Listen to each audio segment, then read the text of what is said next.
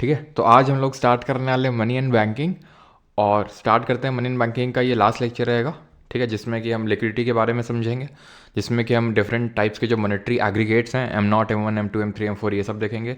NPA क्या होता है, नॉन परफॉर्मिंग एसेट्स, ये सब क्या होते हैं, ये सारी चीज़ें आज के लेक्चर में देखने वाले हैं। तो हम लोग लिक्विडिटी से स्टार्ट करें तो लिक्विडिटी है what it is universally acceptable and can be exchange for other commodities, ठीक है, for other commodities very easily. तो इसको हम लिक्विडिटी बोलते हैं। तो आप कुछ इमेजिन करो ऐसा जो यूनिवर्सली एक्सेप्टेबल हो, हर जगह एक्सेप्टेबल हो और उसको तुरंत एक्सचेंज किया जा सकता हो। जस्ट इमेजिन क्या हो सकता है वो, ठीक है। तो liquidity is the ease with which an asset और security can be converted into ready cash without affecting its market price. ये थोड़ा सा आपको अच्छे से समझ में नहीं आ रहा होगा, इसलिए मैंने ये पर्टिकुलर इसकी डेफिनेशन लिखी, that it is universally acceptable and can be exchanged for other commodities very easily. What it is? It is cash. पैसा, कैश ही तो है वो जो हर जगह यूनिवर्सली एक्सेप्टेबल है। हमने पढ़ा था ना कि जो हमारा कैश होता है या फिर हमारा जो मनी होता है उसको हमने डिफरेंट पार्ट्स में बांटा था। एक तो हमने बोला था फियाट मनी, याद आया कुछ? फियाट मनी ये क्या होता है? ये एक लीगल टेंडर होता है। लीगल टेंडर होता है मतलब इसको कोई मना नहीं कर सकता एक्सेप्ट करने से, no one can refuse to accept it. वहीं दूसरी ओर हमारा एक होता है fiduciary money. Now this fiduciary money is kind of based on the trust. मना कर सकता है, चेक एग्जाम्पल इसका है ना, चेक इसका एग्जाम्पल है। तो लिक्विडिटी का मतलब ये है कि जो मतलब हर जगह एक्सेप्टेबल है, तो वो कैश हो गया। जो पैसा है, नोट है, जैसे नोट है हमारा, ठीक है, वो लिक्विड है, ठीक है, उससे ज़्यादा लिक्विड और कुछ नहीं हो सकता है। अब किसी चीज़ की जो लिक्विडिटी है वो कैसे डिटरमाइन होगी? वो ऐसे डिटरमाइन होगी जो डेफिनेशन लिखी है कि वो कितनी यूनिवर्सली एक्सेप्टेबल है और वो कितनी जल्दी कैश में कन्वर्ट हो सकता है। एग्जाम्पल के तौर पे अगर मैं तुम्हारे सामने तीन चीज़ें रख दूँ, ठीक है, तीन चीज़ें रख दूँ, कैश रख दूँ, ठीक है, मैं तुमसे बोलता हूँ यार तुम्हारी दुकान है, मैं तुम्हारी दुकान में लैपटॉप खरीदने आया कि यार लैपटॉप दो यार, ठीक है, तो तुमने बोला सर लैपटॉप चाहिए तो पैसा दो। तो हमने कहा कि तुमको हमने तीन ऑप्शन दिए, कैश, एक ऑप्शन दिया चेक और एक ऑप्शन दिया गोल्ड, ठीक है, और एक मैंने कोई बॉन्ड दे दिया, गवर्नमेंट बॉन्ड। गवर्नमेंट बॉन्ड क्या होता है? वही मैंने कल बताया था कि गवर्नमेंट का बॉन्ड होता है जिसमें लिखा होता है कि भाई इतना इतना रुपये आपको पे किया जाएगा, आप ये ट्रेडेबल है मार्केट में जाओगे तो इसके एवज में तुम पैसा उठा सकते हो, ठीक।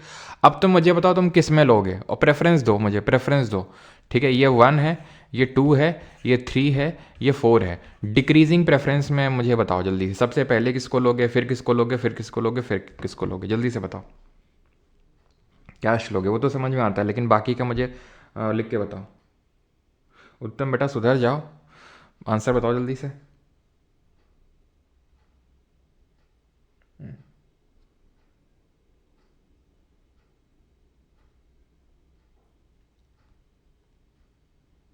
RBI is going to buy worth 40,000 crore of government securities today. तो गवर्नमेंट सिक्योरिटी अगर बाई कर रहा होगा तो क्यों बाई कर रहा होगा, बताओ जल्दी से। अगर 40,000 की गवर्नमेंट सिक्योरिटी आज खरीदने जा रहा है RBI, तो क्यों खरीद रहा होगा, क्यों क्यों क्यों, बताओ जल्दी से। तो दिया है 1324, किसी ने लिखा है, अच्छा किसी ने लिखा है, जगदीश ने 1324 लिखा है, शुभम ने 3142 लिखा है, और कोई ऑप्शन है? टैब ने क्या लिखा है, 1243 लिखा है, और कुछ ऑप्शन है? अच्छा सब दे दा डाला। आर्यन ने लिखा है 3124, 4231, मतलब कुछ बाकी नहीं, सारे परमिटेशन कॉम्बिनेशन लगा डालो, है ना। 3124 लूँगा, ये सब सारे परमिटेशन कॉम्बिनेशन बता दे रहे हो। तो भाई सबसे पहली बात तो इसमें कोई डाउट ही नहीं होना चाहिए भाई, कैश। अच्छा अच्छा अच्छा, ठीक है, तुम्हारी प्रेफरेंस है, ठीक है। अब देखते हैं ज़्यादातर लोगों ने क्या एक्सेप्ट किया होगा। तो भाई अगर मैं तुम्हारी जगह होता तो मैं तो कैश लेता सबसे पहले, ठीक है, देन मैं जाता गोल्ड के पास, ठीक है, देन मैं जाता चेक के पास, ठीक है, देन मैं जाता गवर्नमेंट के पास। यानी मैं पहला वाला ऑप्शन चूज़ कर रहा होता। क्यों? क्योंकि कैश तो कैश है भाई, इससे लिक्विड तो कुछ हो ही नहीं सकता है कि नहीं। पानी से लिक्विड कुछ हो सकता है, तो ऐसे कैश से कुछ ज़्यादा कोई लिक्विड हो सकता है नहीं, ये तो सबसे ज़्यादा लिक्विड है। कहीं पे भी मैं मुझे सब्जी में मुझे जाके टमाटर खरीदने जाके मैं तुरंत टमाटर वाले को दूंगा, तुरंत एक्सेप्ट करेगा, ले लेगा, ठीक है। अब मैंने क्या बोला कि वो ज़्यादा लिक्विड होगा जो जल्दी से कन्वर्ट हो सकता है कैश में, ऐसे समझ लो, जो जितनी जल्दी एक्सचेंजेबल फॉर्मेट में कन्वर्ट हो जाए। और कैश जो होता है हमारा, मनी जो होता है, वो एकदम एक्सचेंजेबल फॉर्मेट में होता है, ठीक है। तो अगर मैं चेक लूँगा और मैं चेक को लगाने जाऊँगा बैंक में, खुद सोचो, तो पैसा हो ना हो मेरे अकाउंट में, जैसे मैंने तुम्हें चेक से पे किया, मेरे अकाउंट में पैसा हो ना हो, चेक बाउंस कर जाएगी। फिर क्या करोगे? फिर करते रहना केस केस, खेलते रहना मीटिंग मीटिंग है ना। तो चेक, और फिर अगर मान लो चेक में पैसा है भी मेरे अकाउंट में, तो तुम लगाओगे तो तुरंत तो पैसा आ नहीं जाएगा तुम्हारे अकाउंट में, टाइम लगेगा। जैसे फॉर एग्जांपल मान लो तुमने, पता चला फ्राइडे इवनिंग को लगाया, तो सैटरडे संडे बैंक की छुट्टी है, पता चला मंडे को आ रहा है पैसा, तो तुरंत तो नहीं आएगा। गोल्ड में तुरंत आएगा, सुनार की दुकान में जाओ तुरंत पैसा मिलेगा तुम्हें। कोई दिक्कत है इसमें? गोल्ड में तुरंत पैसा मिलेगा, तो इसलिए मैंने थर्ड को चुना, सेकंड के ऊपर। देन गवर्नमेंट बॉन्ड सबसे आखिरी मैंने चुना उसको, ठीक है। तो ये लिक्विडिटी का क्या है, मतलब ये मेरा प्रेफरेंस है, और ये ऑलमोस्ट सभी का होगा जो थोड़ा समझ रखता है, आई थिंक, ठीक है। अब पता नहीं आपने 3124 गोल्ड को प्रेफरेंस क्यों दिया। गोल्ड को तो पहले जाना पड़ेगा ना कैश में कन्वर्ट करने के लिए। अब हो सकता है हाँ वो अलग मोटिव हो आपके कि यार कैश में लूँगा तो कैश को इन्वेस्ट करना पड़ेगा, फालतू में पड़ा रहेगा पैसा, गोल्ड ले लेता हूँ, गोल्ड का प्राइस बढ़ेगा, वो आपके हो सकता है अलग मंसूबे हों, ठीक है। लेकिन लिक्विडिटी के टर्म्स में तो 1324 will be the correct order, right. अब मुझे बताओ, डिमांड डिपॉजिट ज़्यादा लिक्विड हो गया, टर्म डिपॉजिट, जल्दी से बताओ। ये तो मैंने आपको बता ही दिया लिक्विडिटी के बारे में, तो इसको मत देखो। ये बताओ मुझे, डीडी ज़्यादा लिक्विड होगा या टीडी? डीडी टीडी समझा चुका हूँ कल, ठीक है, कि डिमांड डिपॉजिट होते हैं हमारे, जैसे कि सेविंग अकाउंट में जो पैसा पड़ा हुआ है, जो करंट अकाउंट में पैसा पड़ा हुआ है, और वहीं टर्म या फिर टाइम डिपॉजिट की बात करें तो फिक्स डिपॉजिट या फिर रिकरिंग डिपॉजिट, एफडी और आरडी। तो डिमांड डिपॉजिट तो बैंक में जाऊंगे तुरंत मिल जाएगा ना, एफडी आरडी को तोड़वाना पड़ेगा, उतना जल्दी पैसा मिलेगा नहीं। तो demand deposit is more liquid than term deposit. Now अब थोड़ा सा लिक्विड खेल लेते हैं, मतलब कि पैसा पैसा खेल लेते हैं। लिक्विडिटी अभी इसकी चर्चा हो ही रही थी ठीक है। तो ये चीज़ तो मैं आपको एक्सप्लेन कर चुका हूँ कि जो मनी होता है, ठीक है, कि पहले भाई बार्टर सिस्टम चलता था, एक्सचेंज होता था for one commodity to the other, लेकिन उसके कुछ लिमिटेशंस होते हैं। लिमिटेशंस ये होते हैं कि there should be a double coincidence of want, जो मुझे चाहिए वो तुम्हारे पास होना चाहिए, और जो तुम्हें चाहिए वो मेरे पास होना चाहिए। डबल कोइंसिडेंस ऑफ वांट होता है, उसको हम, वो पेरिशेबल कमोडिटी होता है, उसको हम एक जनरेशन से दूसरे जनरेशन में ट्रांसफ़र नहीं कर सकते हैं, है ना। तो ये चीज़ें होती हैं। लेकिन वहीं मनी की अगर बात करें तो इसके क्या खासियत होती हैं कि it can serve as a medium of exchange. ये as a medium of exchange के तौर पे सर्व करता है, ठीक है। ये as a unit of account, unit of account मतलब किसी चीज़ का हमें खाता वाता मेंटेन करके रखना होता है। जैसे हम बोलते हैं देश की अर्थव्यवस्था इतनी है, इतने ट्रिलियन डॉलर है, इतना, ठीक है, ये सब हम बोलते हैं ना, तो ये यूनिट ऑफ अकाउंट ही तो है। अगर मतलब जैसे फॉर एग्जांपल मैं बोल रहा हूँ कि तुम्हारी वेल्थ है, और जल्दी से बताओ, वेल्थ फ्लो कॉन्सेप्ट होता है, स्टॉक कॉन्सेप्ट होता है। तो वेल्थ को मैं बोल रहा हूँ कि वेल्थ जो है तुम्हारी 5 करोड़ है या फिर 2 करोड़ है तुम्हारी वेल्थ, है ना। अब मान लो ये मनी होता ही नहीं तो मैं कैसे बताता कि तुम्हारे पास इतना गेहूँ इतने चावल है, तो मैं कैसे इस बात का अंदाज़ा लगाता कि तुम अमीर हो या फिर तुम्हारे पड़ोसी अमीर है। तो it is a unit of account के तौर पे ये जो है सर्व करता है। क्लियर? और क्या काम है इसका? तो और है इसका कि मीडियम ऑफ एक्सचेंज हो गया, यूनिट ऑफ अकाउंट हो गया, स्टोर ऑफ वैल्यू, ठीक है, इसमें वैल्यू है। भले ये स्टोर ऑफ वैल्यू है, लेकिन इसकी ध्यान रखेंगे कि कोई इंट्रिंसिक वैल्यू नहीं होती है, ठीक है। No intrinsic value. Intrinsic value का मतलब क्या होता है, इसकी खुद की कोई वैल्यू नहीं है। जैसे 500 रुपये का नोट है, मान लो, ठीक है। अब 500 रुपये का नोट का 500 रुपये की वैल्यू इसलिए है क्योंकि उसमें वो आरबीआई के गवर्नर के हस्ताक्षर हैं, वो गवर्नमेंट के द्वारा इशूड है, इसलिए उस नोट की एज सच कोई वैल्यू नहीं, उस कागज़ की वैल्यू नहीं है। समझ रहे हैं आप भावनाओं को मेरी, कि कागज़ की वैल्यू नहीं है, उसमें जो लिखा है। अब सोचो उतना ही पीस का मैं पेपर फाड़ लूँ, ठीक है, और उसको कहीं देने जाऊँ कि भाई ये लो 500 रुपये, तो थोड़ी ना कोई एक्सेप्ट करेगा, उसकी वैल्यू थोड़ी ना इंट्रिंसिक वैल्यू। जैसे गोल्ड है तो उसमें इंट्रिंसिक वैल्यू है, उसमें स्टोर्ड वैल्यू है। समझ पा रहे हैं? उसमें इंट्रिंसिक वैल्यू है, बिकॉज गोल्ड हो गया, सिल्वर हो गया, इनमें अगर आप इनको बेचने जाओगे तो उनकी खुद की वैल्यू है। आप उसका टुकड़ा काट दोगे। अब जैसे मान लो ये है, ठीक है, 500 रुपये का नोट है, मैं आधा काट दूंगा, ठीक है, थोड़ा सा काट दिया, मैं बोलूँगा भाई आधा काट दिया 250 में, 250 रुपये की चीज़ दे दो मुझे। ये 500 को मैंने आधा कर दिया तो 250, कोई मतलब है इस बात का नहीं है। लेकिन वही मैं, गोल्ड है, ठीक है, सोने का एक बिस्किट है, तो उसको मैं तोड़ दूंगा तो उसकी ऑब्वियस सी बात है वैल्यू आधी आधी हो जाएगी। है कि नहीं? भले थोड़ा सा कम हो जाए और कम हो जाए, लेकिन जैसे मान लो फॉर एग्जांपल ये 1 लाख का सोने का बिस्किट है, ठीक है, तो 50-50 होना चाहिए। हो सकता है 48-48 हो जाए, क्योंकि भाई आप मतलब एक साथ था तो ज़्यादा ठीक था इस तरह से, लेकिन वैल्यू तो है ना, ज़ीरो तो नहीं हो गई ना वैल्यू। जैसे 500 का नोट मैं काट दूंगा बीच से तो वो ज़ीरो हो गई उसकी वैल्यू, क्योंकि उसकी खुद की कोई स्टोर्ड वैल्यू नहीं है। क्लियर? उसी को बोलते हैं इंट्रिंसिक वैल्यू नहीं है इसमें।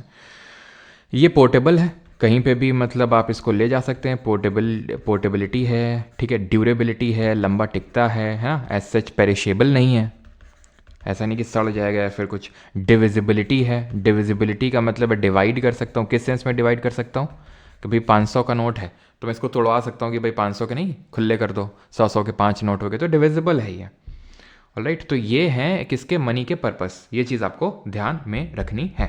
These are the functions of money. What are these? These are functions of money. पैसे के क्या हैं? फंक्शंस हैं ये। क्लियर? इतनी चीज सभी को।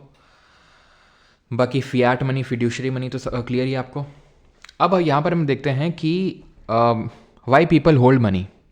Why people hold money.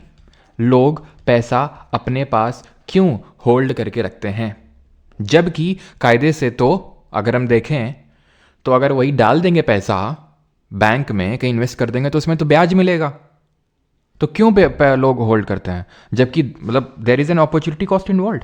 अभी जो मैंने आपको चीज़ बताई कि भाई अगर मेरे पास मान लो 10,000 रुपये हैं तो मैं क्यों होल्ड कर रहा हूँ इसको, वो रीज़न अभी देखने वाले हैं। क्योंकि वही 10,000 अगर मैं बैंक में डाल दूंगा अकाउंट में, मैं भले सेविंग मतलब सेविंग अकाउंट में डाल दूँ या फिर उसकी एफडी बनवा दूँ, तो पैसा मिलेगा यार मुझे, उसमें इंटरेस्ट रेट मिलेगा। लेकिन ऐसे तो रखा हुआ है तो कुछ इंटरेस्ट रेट ही नहीं मिल रहा है, यानी कि मैं वो अपॉर्चुनिटी कॉस्ट को लूज़ कर रहा हूँ। अपॉर्चुनिटी कॉस्ट क्या होता है? अपॉर्चुनिटी कॉस्ट होता है जब मैंने एक ऑप्शन को चूज़ किया ओवर द अदर, और जो मैंने फोर गो किया, जो मैंने लेट गो किया, वो जो अपॉर्चुनिटी है, जो दूसरा अगर मैं चूज़ कर लेता तो मिल जाता, दैट इज अपॉर्चुनिटी कॉस्ट। ही हम पहले पढ़ चुके हैं। और किन चीज़ों की अपॉर्चुनिटी कॉस्ट जीरो होती है जरा बताइए? तो लोग फिर क्यों होल्ड करते हैं मनी? रीजंस इसके दो होते हैं। एक तो होता है ट्रांजैक्शन मोटिव, दो मोटिव्स होते हैं उसके। एक तो होता है ट्रांजैक्शन मोटिव, ठीक है, ट्रांजैक्शन मोटिव। अब मुझे कोई सामान खरीदना है तो कहाँ से खरीदूंगा भाई? हाँ, कुछ अगर मुझे सामान खरीदना है तो मैं कहाँ से सामान खरीदूंगा? उसके लिए कुछ पैसा तो होना चाहिए ना मेरे पास। तो एक तो ट्रांजैक्शन मोटिव है, दूसरा स्पेकुलेटिव मोटिव है। स्पेकुलेटिव मोटिव के बारे में जॉन मेनार्ड कीनीज ने बताया था। इसको बोलते हैं सट्टाबाजारी बोल सकते हैं, ठीक है, सट्टा प्रवृत्ति बोल सकते हैं। इसके बारे में जॉन मेनार्ड कीनीज, जिनको फादर ऑफ मैक्रो इकोनॉमिक्स बोलते हैं, जिन्होंने किताब जनरल थ्योरी ऑफ एम्प्लॉयमेंट लिखी थी, और किस कंट्री से जरा बताएंगे। तो इन्होंने स्पेकुलेटिव मोटिव के बारे में बताया था कि लोग जो है स्पेकुलेशन करते हैं। किस तरह के स्पेकुलेशन? कि भाई अभी पता है इंटरेस्ट रेट अच्छे खासे चल रहे हैं, तो आगे जाके अभी इंटरेस्ट रेट गिरेंगे, इसलिए जितना बॉन्ड खरीद सकते हो, जितने ज़्यादा से ज़्यादा चीज़ें खरीद सकते हो खरीद लो। क्या क्या खरीद लो भाई? गोल्ड खरीद लो, है ना, और या फिर बॉन्ड खरीद लो, गवर्नमेंट सिक्योरिटी, तो ये सब खरीद के रख लो, ठीक है। और मान लो कि इंटरेस्ट रेट बहुत कम चल रहे हैं, बहुत कम चल रहे हैं, तो लोगों को लगा यार ब्याज में तो मतलब अगर हम कहीं इन्वेस्ट करेंगे तो पैसा मिलेगा नहीं, इससे अच्छा अपने पास रखो। क्यों? क्योंकि आगे राइज करेंगे तब लगाएंगे पैसा। तो ये होता है लोगों की सट्टा प्रवृत्ति, जिसके बारे में जॉन मेनार्ड कीनीस ने बताया था, ठीक है। क्लियर थी चीज़? तो मैंने क्या बताया कि जो स्पेकुलेटिव डिमांड फॉर मनी है, स्पेकुलेटिव डिमांड फॉर मनी का मतलब होता है लोग अपने पास कितना पैसा रखना चाह रहे हैं। बस ऐसे तुम समझो इसको कि स्पेकुलेटिव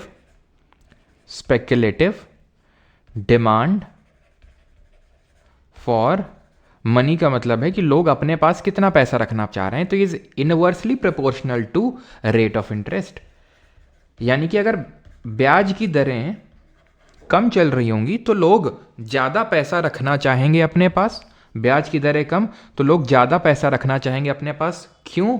क्योंकि मैंने बताया आपको कि अगर ठीक है मेरे पास पैसा है लेकिन ब्याज की दरें कम है तो मैं अपना स्पेकुलेशन लगाऊंगा, मैं सट्टा प्रवृत्ति है इंसान की कि भाई वो सोचेगा कि आगे चल के ये बढ़ेगा इंटरेस्ट रेट, तब लगाऊंगा क्योंकि तब मुझे इंटरेस्ट रेट अच्छा मिलेगा। क्यों फालतू में अभी लगा के बैठ जाऊं? क्यों भी फालतू में पैसा लगा के बैठ जाऊं? तो स्पेकुलेटिव रेट ऑफ इंटरेस्ट कम तो स्पेकुलेटिव डिमांड फॉर मनी ज़्यादा होगी, एंड वाइस वर्सा। मतलब अगर रेट ऑफ इंटरेस्ट ज़्यादा है तो लोग ज़्यादा गोल्ड बॉन्ड इन सब में पैसा लगाएंगे, ठीक है। ये जॉन मेनार्ड कीनीस जी का कहना था। लेकिन एक सिचुएशन आती है जिसको हम बोलते हैं लिक्विडिटी ट्रैप। ये ऐसी सिचुएशन होती है in economy where people love to hold their money despite of any changes in interest rate which render any monetary policy ineffective. What does it mean?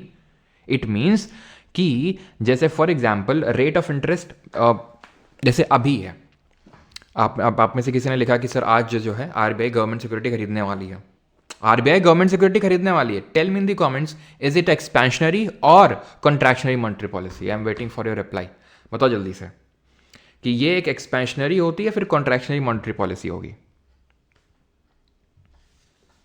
Precautionary motive Aditi है वो हमें नहीं पढ़ना है, सिर्फ 2 ही मोटिव हमें पढ़ने, ट्रांजेक्शन और स्पेकुलेटिव। ठीक है,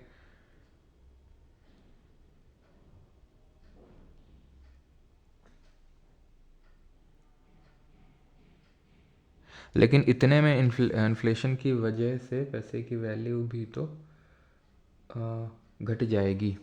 कैसे? मैं समझा नहीं। अच्छा, पैसे की वैल्यू अगर घट जाएगी तो फिर रखने में तो और ज़्यादा लॉस है ना। अगर आप शायद अगर मैं सही समझ पा रहा हूँ तो और ज़्यादा वैल्यू घट जाएगी ना। अगर मैं उसको इन्वेस्ट नहीं करूँगा और रखूँगा अपने पास तो वो तो और ज़्यादा घट जाएगी। एक्सपेंशनरी है बिल्कुल। कॉन्ट्रैक्शनरी सोमनाथ कैसे लिख रहा हो हैं? कॉन्ट्रैक्शनरी संजय कैसे लिख रहा हो? एक्सपेंशनरी है। क्यों? क्योंकि गवर्नमेंट सिक्योरिटी आरबीआई खरीदेगी तो उसको पैसा देना होगा उसके एवज में, तो पैसा मार्केट में वो इन्फ्यूज कर रहा है। एक्सपेंशनरी मॉनेटरी पॉलिसी है क्योंकि डिमांड इकोनॉमी में जनरेट नहीं हो रही। अब सोचो कि आरबीआई अपनी एक्सपेंशनरी मॉनेटरी पॉलिसी ला रहा है, बैंक रेट रेपो रेट सबको घटा रहा है, ठीक है, गवर्नमेंट सिक्योरिटी को सेल कर रहा है, फिर भी कुछ हो ही नहीं रहा है। कुछ हो ही नहीं रहा का मतलब है कि लोग अभी भी कुछ खरीदने को तैयार ही नहीं है, अपना पैसा मार्केट में उतारने के लिए तैयार है ही नहीं, जबकि आरबीआई ने सबके हाथों में पैसा दे दिया। फिर भी गवर्नमेंट ने भी टैक्स कम कर दिए और गवर्नमेंट ने सब्सिडी यानी ट्रांसफ़र पेमेंट बढ़ा दिए, सब्सिडी पेंशन और ये सब जो स्कॉलरशिप मिलती सब बढ़ा, खर्च कर ही नहीं रहे लोग। इसको बोलते हैं लिक्विडिटी ट्रैप। लिक्विडिटी मतलब पैसा, ट्रैप मतलब फंस गया है, पैसा फंस गया है लोगों के हाथों में, वो निकल ही नहीं रहा है। क्यों? क्योंकि रेट ऑफ इंटरेस्ट लो चल रहे हैं, किसी कारण की वजह से हो सकता है, जैसे मान लिया रिसेशन जैसी सिचुएशन है, मंदी जैसी सिचुएशन है, तो रेट ऑफ इंटरेस्ट कम है, लोगों के हाथ में पैसा आ रहा है, लोग स्पेकुलेशन कर रहे हैं भाई आगे बढ़ेगा, तो तुम उनके हाथ में जितना पैसा डाल दो वो यही सोचेंगे आगे चल के कोई बढ़ेगा तो मैं क्यों इन्वेस्ट करूँ अभी। तो लिक्विडिटी ट्रैप वाली सिचुएशन में ये होता है कि एक्सपेंशनरी मॉनेटरी पॉलिसी इनइफेक्टिव हो जाती है, लोग स्पेंड नहीं कर रहे हैं। ठीक है, लोग स्पेंड क्यों नहीं कर रहे हैं? क्योंकि लोगों को पता है कि बाद में बढ़ेंगे प्राइस। ठीक है, तो इसीलिए चीज ध्यान रखिएगा, it is the point where speculative demand for money is infinitely elastic. ठीक है, लोग खर्च करने को तैयार ही नहीं है ना। एंड लिक्विडिटी जो प्रेफरेंस कर्व है it becomes perfectly elastic. Perfectly elastic है लिक्विडिटी प्रेफरेंस कर्व, इसका मतलब है लोग पूरी तरह से पैसे को प्रेफर कर रहे हैं, उसको होल्ड करना चाह रहे हैं। इसका कर्व थोड़ा सा इस तरह से ध्यान रखना, ये अगर कभी कर्व पूछ ले, वैसे पूछा तो नहीं है, थोड़ा सा ये चीज़ ध्यान रखिएगा। यहाँ पर हम रेट ऑफ इंटरेस्ट रखते हैं, यहाँ पर ये जो स्पेकुलेटेड डिमांड फॉर मनी है वो, ठीक है, एंड ये कुछ इस तरह का बनता है। ठीक है, तो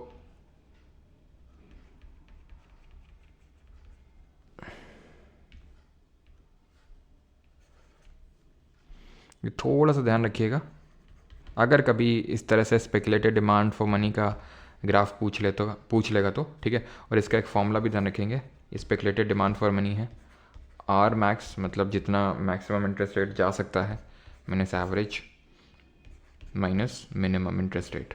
ठीक है, तो ये थोड़ा सा फॉर्मूला भी ध्यान में रखेंगे। क्लियर हो गया लिक्विडिटी ट्रैप, किस केस में स्पेकुलेटेड डिमांड फॉर जो मनी है इनफाइनाइटली इलास्टिक है और लिक्विडिटी की प्रेफरेंस वो परफेक्टली इलास्टिक है कि लोग बिल्कुल पूरी तरह से उसको होल्ड करना चाह रहे हैं मनी को। अब आते हैं यहाँ पर हम देखेंगे जो M0, M1, M2, M3, M4 जो क्वेश्चन आता है तो उसका यहाँ पर हम देखने वाले हैं चीज़ें। ठीक है, तो उसको समझने के लिए हमें ये समझना पड़ेगा कि करेंसी कहाँ कहाँ घूम रही है, कितने तरह की मनी है और इकोनॉमी में हमारी मनी कहाँ कहाँ पे घूम रही है। एक्चुअल में जो M0, M2, M1, M2, M3, M4 होता है ये इनको मॉनेटरी एग्रीगेट कहा जाता है। इससे आरबीआई को ये सहूलियत मिलती है, आसानी होती है ये जानने में कि पैसा कहाँ पे ज़्यादा पड़ा हुआ है, सो दैट वो उसी हिसाब की दवा दे जिस दवा से वो चीज़ पर्टिकुलर चीज़ ठीक हो जाए, है ना, बिकॉज उसको पता है कि भाई यहाँ पर बैंक के पास ज़्यादा पैसा पड़ा हुआ है, या फिर लोगों के हाथों में पैसा कम सर्कुलेट कर रहा है, पोस्ट ऑफिस में ज़्यादा पैसा पड़ा हुआ है, तो आरबीआई के पास खुद के पास ज़्यादा पैसा पड़ा हुआ है, तो इस चीज़ के लिए वो M0 या फिर M0, M1, M2, M3, M4 लाता है। ठीक, तो टाइप्स ऑफ मनी है यहाँ पर 4। करेंसी जो सर्कुलेट कर रही है, जो डिपॉजिट्स हैं आरबीआई के पास, जो पोस्ट ऑफिस में है, और जो बैंक्स के पास है। ठीक है, अब हम सबसे पहले देखेंगे करेंसी इन सर्कुलेशन। जो सर्कुलेट कर रही है करेंसी इकोनॉमी में, 2 तरह की है। ठीक है, कौन कौन सी? एक तो जो बैंक के पास करेंसी है, करेंसी इन सर्कुलेशन का मतलब है जो करेंसी पैसा सर्कुलेट कर रहा है। एक तो जो लोगों के हाथ में है, और दूसरा वो जो बैंक्स में सर्कुलेट कर रहा है। बैंक्स में सर्कुलेट करने का मतलब ये है कि जो बैंक अपनी डे टू डे फंक्शनिंग के लिए कैश रखता है, कि कोई भी अगर आ गया 5 लाख 10 लाख निकालने आते रहते हैं ना लोग पैसे, तो वो है करेंसी विद बैंक्स। इसको आप डिमांड डिपॉजिट या टर्म डिपॉजिट मत समझिएगा। ये वो है जो बैंक्स जिस पैसे से डे टू डे फंक्शनिंग करता है, डे टू डे फंक्शनिंग करता है, उसी को बोला जाता है करेंसी विद बैंक्स। ठीक है, ये करेंसी इन सर्कुलेशन का पार्ट है। Then deposit with banks, I again repeat, 4 तरह की मनी करेंसी इन सर्कुलेशन देख लिया। एक तो जो लोग के पास है और जो बैंक के पास है, जिससे वो डे टू डे ट्रांजेक्शन कर रहा है। अब दूसरे पे आते हैं डिपॉजिट विद बैंक्स। 2 तरह के डिपॉजिट हो सकते हैं बैंक के पास, डीडी और टीडी। बताने की जरूरत नहीं होनी चाहिए। डिपॉजिट विद आरबीआई 2 तरह के हो सकते हैं। बैंक के डिपॉजिट विद आरबीआई, जो बैंक्स ने डिपॉजिट कर रखे हैं आरबीआई के पास, कल हमने पढ़ा था। ठीक है, ये सब रिवर्स रेपो रेट, वो क्या है? एक तरह से बैंक का डिपॉजिट ही तो है आरबीआई के पास, रिवर्स रेपो रेट, अगर आपको याद है। And other deposit with RBI का मतलब है कि बैंक को छोड़ के किसी और ने डिपॉजिट करवा रखे हैं, गवर्नमेंट वगैरह ने, तो वो आरबीआई के पास डिपॉजिट पड़े हुए हैं। ठीक है, पोस्टल, आखिरी हमारा पोस्टल डिपॉजिट। पोस्ट ऑफिस के पास भी ऐसे डिमांड डिपॉजिट और टाइम डिपॉजिट होते हैं, DD and TD, same as bank. Is that clear? यहां तक किसी कोई डाउट तो नहीं है? किसी को यहां तक कोई डाउट तो नहीं है समझने में सारी चीजें? Buffering, Mayuri buffering, Ayush buffer हुआ था क्या? क्या भाई बफरिंग का इशू है क्या? आज मेरा पढ़ने का मन नहीं है सर सृष्टि सिंह। तो मत पढ़ो भाई, ज़बरदस्ती थोड़ी ना। मैं गौरव, मैं ले चलता हूँ सृष्टि। चलो बेटा जल्दी से बताओ यहाँ तक क्लियर? ठीक है, नो डाउट। बफरिंग वगैरह तो नहीं हो रही है? चलो ठीक है, क्लियर हो गया। अब यहाँ पर हम देखेंगे ये मॉनेटरी एग्रीगेट्स जो होते हैं हमारे। ठीक है, किस लिए होते हैं मैंने आपको बताया, लिक्विडिटी चेक करने के लिए। ये होते हैं M0, M1, M2, M3 and M4। ठीक है, तो सबसे पहले हम M0 देखते हैं, फिर M0 हम बोलते हैं इसको। ठीक, यहाँ पर मैं लिख लेता हूँ M0। तो इसमें 2 चीज़ें आती हैं, एक तो currency in circulation, currency in circulation plus deposits with RBI.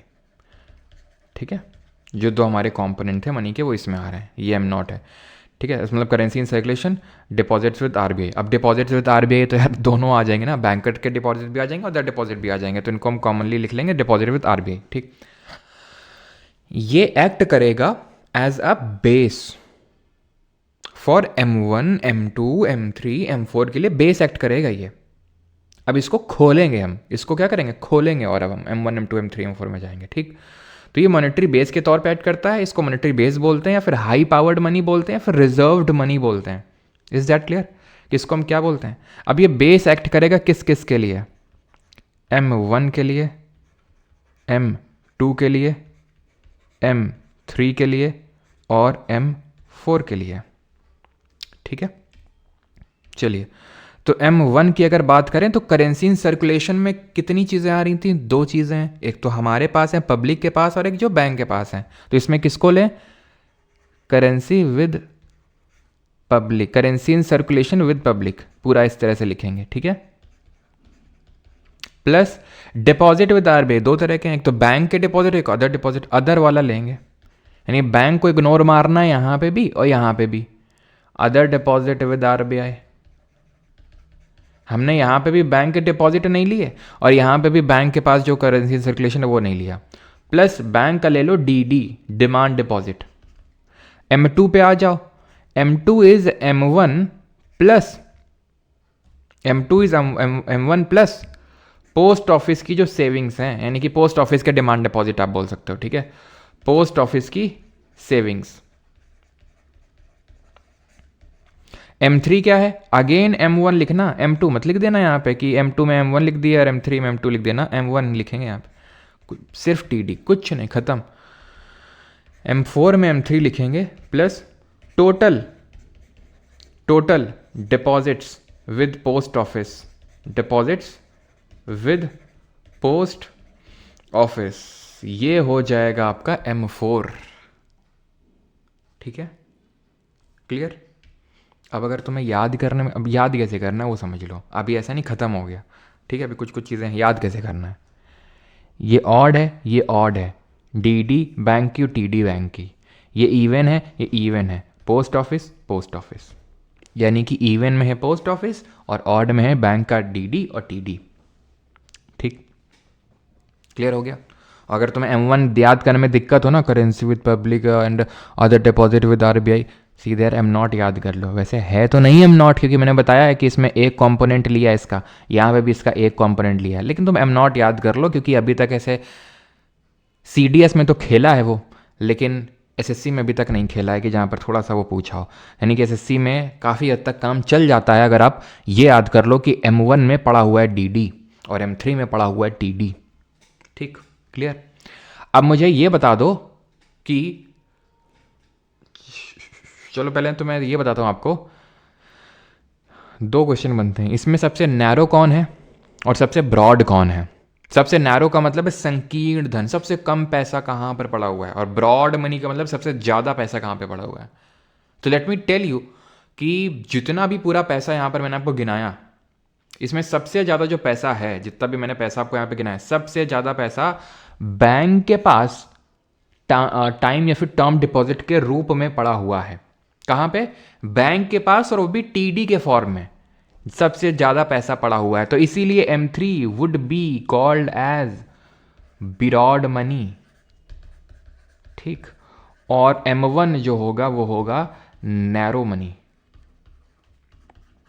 M1 क्या था, बेस मनी, रिजर्व मनी और हाई पावर्ड मनी। M3 को ही मॉनेटरी एग्रीगेट के नाम से भी जानते हैं, मॉनेटरी एग्रीगेट।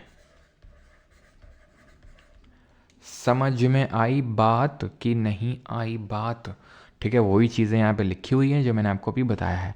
लिक्विडिटी का ऑर्डर देखेंगे तो ये सबसे ज़्यादा लिक्विड है, देन ये सबसे कम, और ये सबसे नैरो मनी है, और ये सबसे ब्रॉड मनी है। इज़ दिस क्लियर और नॉट, बताओ भाई, किसी को कोई डाउट तो नहीं है यहाँ तक। और मोदी जी USA पहुँच चुके हैं, हैं?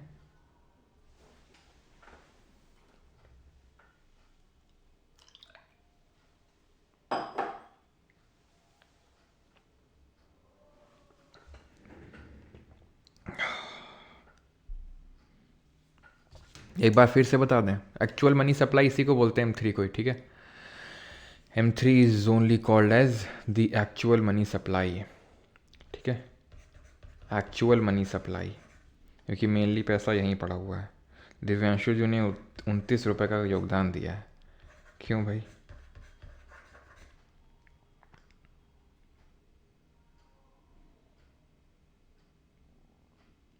बट सर बैंक का TD तो कोई लिक्विडिटी नहीं है, ये तो लॉक हुआ पड़ा है, तो आप इससे क्या रुद्र जी कहना चाहते हैं, फिर पूछना चाहते हैं, लॉक हुआ पड़ा है तो?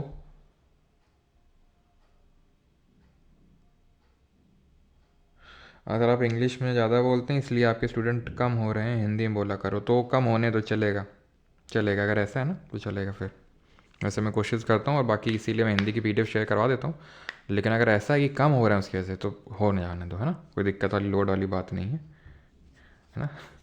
चलो, लेकिन जो लोग हिंदी मीडियम वाले हैं, बता दूँ फिर से कि वो आपकी PDF पड़ जाती है इसीलिए, सो दैट आप वहाँ से चीज़ें देखते रहें।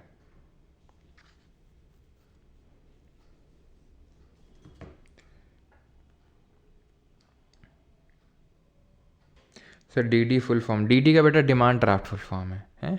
3-4 दिन से हो गया रोज DD करते हुए, आज तुम पूछो DD का फुल फॉर्म क्या है। अभी इसी लेक्चर में कम से कम 3-4 बार बता चुके डिमांड डिपॉजिट, और DD का फुल फॉर्म पूछ रहा हो यार, फिर दिल से बुरा लगता है यार। तो DD आपका डिमांड डिपॉजिट और TD आपका टर्म डिपॉजिट,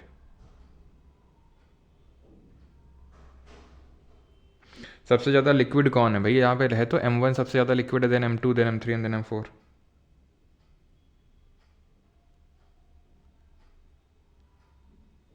ब्रॉड इस सेंस में बोलते हैं कि ज़्यादातर जो पैसा हुआ है वो आपका M3 में पड़ा हुआ है, सॉरी टाइम टाइम डिपॉजिट पड़ा हुआ है इसलिए, ठीक है, इसलिए उसको हम बोलते हैं।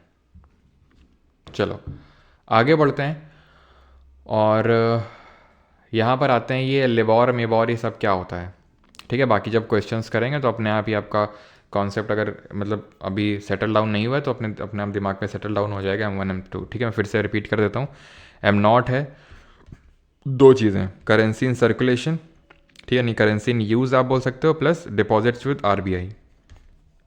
M1 क्या है, आप अब नहीं तुम्हें भेजे में बात समझ आ रही तो M0 और DD समझ लो, M0 प्लस DD, ठीक है। वैसे होता तो ये है कि करेंसी इन यूज़ में लेते हैं हम करेंसी विद द पब्लिक और इसमें लेते हैं अदर डिपॉजिट विद RBI और उसको रखते हैं यहाँ पे, देन डिमांड डिपॉजिट। ये क्या है, M1 प्लस पोस्ट ऑफिस की जो सेविंग्स हैं वो। M3 में क्या है, M1 प्लस टाइम या फिर टर्म डिपॉजिट। M4 क्या है, M3 plus total post office की सेविंग्स, ठीक है, टोटल पोस्ट ऑफिस की ये सेविंग्स हैं। अब आते हैं ये लिबॉर मिबॉर और ये सब क्या होता है। Inter bank money transfer to fulfil their CRR को तो कल हमने देखा था कि CRR और SLR मेंटेन करना होता है बैंक्स को, तो आपस में क्या करते हैं, पैसा वगैरह लेते हैं, ठीक है। जैसे फॉर एग्जांपल SBI है, तो कल हमने देखा था एग्जांपल कि भाई आपस में लोग एक इंटरेस्ट रेट पे मतलब रेट पे वो पैसा उठाते हैं मार्केट से, तो उसको मेबॉर बोलते हैं, Mumbai inter bank offer rate. ये बेस्ड होता है एक इंटरनेशनल जो रेट चल रहा होता है उसके बेसिस पे बेस्ड होता है। पहले ये लिबॉर पे बेस्ड था, London inter bank offer rate पे, मतलब हर कंट्री का अपना अपना ये ऑफर रेट होता है जहाँ पे उस कंट्री की बैंक, जैसे कि टोक्यो का अपना अलग है, उसको आई थिंक टिबॉर बोलते हैं, Tokyo inter bank offer rate. तो हर कंट्री का अपना अपना अलग अलग होता है वो, है ना। तो और इसको स्टॉक एक्सचेंज से मत वो कंफ्यूज करना। और एक चीज़ ज़रा बताओ कि एशिया का सबसे ओल्डेस्ट स्टॉक एक्सचेंज कौन सा है, एशियाज़ ओल्डेस्ट स्टॉक एक्सचेंज, बताओ भाई जल्दी से। एशिया का सबसे पुराना स्टॉक एक्सचेंज। तो इस रेट पे क्या होता है, ये लोग इंटरेस्ट रेट एक दूसरे को ऑफर करते हैं जो कि इंटरनेशनल वाले पे बेस्ड होता है। लिबॉर था पहला, लेकिन कुछ स्कैम वगैरह हुआ लिबॉर में जिसके चलते अभी सॉफर पे शिफ्ट हो गए ज़्यादातर कंट्रीज़, और इंडिया में भी RBI ने दिशा निर्देश दे दिए थे सभी बैंक को सॉफर पे शिफ्ट होने के। SOFR is secured overnight financial rate. बहुत ज़्यादा इससे क्वेश्चन आते नहीं, तो बस फुल फॉर्म भी याद रखेंगे तो काम चलेगा आपका, ठीक है। ओल्डेस्ट अगर एक्सचेंज रेट की अगर बात करेंगे तो ये आर्य समाज जब बना था ना, तो उसी साल बना था। ये कौन सा है, मतलब कब बना था ज़रा बताइए। ये आपका इंडिया का, ये Bombay stock exchange, Bombay stock exchange जिस साल आर्य समाज बना था, कब बना था, 1875 में। नेशनल स्टॉक एक्सचेंज 1992 में जाके बनता है वो, ठीक है। ये मनी मार्केट क्या होता है, तो और दो तरह के मार्केट होते हैं, इक्विटी मार्केट और मनी मार्केट। इक्विटी मार्केट है जैसे मैं स्टॉक मार्केट में पैसा लगाऊं, लेकिन मेरे पास थोड़ा सा पैसा जो मुझे मान लो कि 1 महीने के लिए लगाना है, ठीक है, मुझे 1 महीने के लिए पैसे लगाना है। तो 1 महीने में तो यार इतना जल्दी मुझे स्टॉक मार्केट में कुछ रिटर्न्स देखने को नहीं मिलेंगे, बिकॉज स्टॉक मार्केट में तो लंबे समय के लिए पैसा लगाया जाता है, तब ढंग का कुछ समझ में आता है कि हाँ भाई पैसा बना। तो इसलिए शॉर्ट टर्म जो मार्केट होती है उसको मनी मार्केट बोलते हैं, ठीक है। ये भी दो तरह की होती है, कॉल मनी होती है और एक नोटिस मनी होती है। कॉल मनी होती है जहाँ पर एक दिन में पैसा पे करना होता है, नोटिस मनी में होता है जहाँ 2 से 14 दिन में आपको पैसा पे वगैरह करना होता है। ये सब 2 से 14 दिन का मार्केट होता है ये, ठीक है। क्लियर है, ये मैं आपको एक्सप्लेन कर चुका हूँ। ट्रेजरी बिल क्या होते हैं कल हमने देखा था, ये जिनका मेच्योरिटी है तो 91 या तो 182 या 364 डेज़ का होता है, ठीक है। इनको डिस्काउंट रेट पे लिस्ट किया जाता है, इनका कोई इंटरेस्ट रेट ऐसा नहीं होता। डिस्काउंट रेट आप समझ गए हो कैसे क्या होते हैं, मैंने कल बताया था आपको रेपो के टाइम पे, कि जैसे फॉर एग्जांपल आप मेरे से गवर्नमेंट सिक्योरिटी लेने आए, वो गवर्नमेंट सिक्योरिटी गवर्नमेंट बॉन्ड 100 रुपये का है, मैंने तुम्हें 90 रुपये ऑफर किए, जब तुम आओगे मुझे तो पूरे 100 रुपये के दे के जाओगे और अपनी सिक्योरिटी लेके जाओगे, ठीक है। तो 100 रुपये दोगे और अपनी सिक्योरिटी लेके जाओगे, तो ये जो 10 रुपये का मुझे प्रॉफिट हुआ वही मेरा यहाँ पर स्प्रेड होगा। स्प्रेड आप समझते हैं, स्प्रेड क्या होता है, स्प्रेड होता है जो बीच का मार्जिन, बीच का जो प्रॉफिट होता है उसी को स्प्रेड बोलते हैं। तो जब कल मैंने बैंक के बारे में आपको पढ़ाया था तो वहाँ पर स्प्रेड के बारे में बताया था कि स्प्रेड जो बीच का प्रॉफिट होता है, जो बीच का मार्जिन बनता है, उसको स्प्रेड के नाम से जाना जाता है, ठीक है। क्लियर है यहाँ तक। App not working in iOS, और ऐप अलग से बनवा रहे हैं iOS के लिए, तो चिंता मत करो, है ना। क्लियर है। हम्म, अब आते हैं ये एनपीए वगैरह क्या होता है।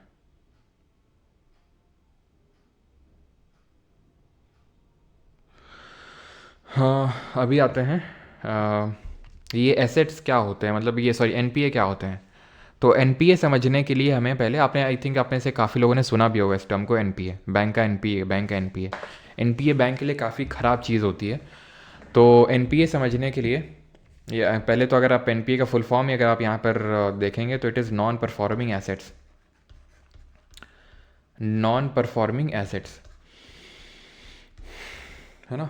तो ये होता है एनपीए। तो उसके लिए पहले हमें एसेट समझना पड़ेगा, उसके लिए हमें एसेट समझना पड़ेगा। और एसेट क्या होता है, मैंने आपको बताया था बैंक के लिए एसेट होता है वो लोन, है ना। बैंक के लिए एसेट होती हैं दो चीज़ें, एक तो जो बैंक का रिजर्व में जो पैसा पड़ा हुआ है अभी, वो सीआरआर एसएलआर वो सब हो सकता है, प्लस उसने जो लोन में पैसा उठा रखा होता है, तो उसको एसेट बोलते हैं बैंक का। तो एसेट को बैंक जो है तीन क्लास में या फिर तीन कैटेगरी में क्लासीफाई करते हैं। तो रेगुलर, स्ट्रेस्ड और एनपीए। ठीक है, रेगुलर, स्ट्रेस्ड और एनपीए।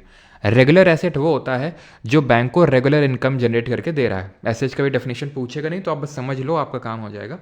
रेगुलर का है कि मतलब रेगुलर इसमें इंटरेस्ट रेट आ रहा है, ठीक है, इंटरेस्ट रेट आ रहा है, प्लस जो प्रिंसिपल अमाउंट है वो भी यहाँ पर निकल के आ गया। ठीक है, तो वो रेगुलर एसेट है कि वो रेगुलरली पैसा आ रहा है, बैंक को अर्निंग हो रही है जो लोन पे पैसा चढ़ाया था। ठीक है। स्ट्रेस्ड एसेट वो है जिस पे पैसा आ नहीं रहा है, लेकिन अभी 90 दिन से ज़्यादा का समय नहीं हुआ है, लेस देन 90 डेज का ही समय हुआ है, लेकिन पैसा आ नहीं रहा है, स्ट्रेस हो रहा है थोड़ा थोड़ा। ठीक है, अगर 90 दिन से ज़्यादा का समय हो जाता है, ठीक है, तो वो एनपीए कहलाता है। देन सर इसमें हाँ होते हैं, अभी वो हम देखेंगे कि जो रिस्क वेटेड एसेट्स वगैरह क्या होते हैं, आरडब्ल्यू वगैरह। ठीक है, तो वो सब अभी हम देखेंगे।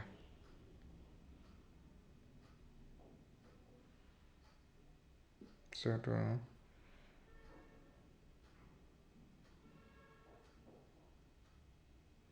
सारी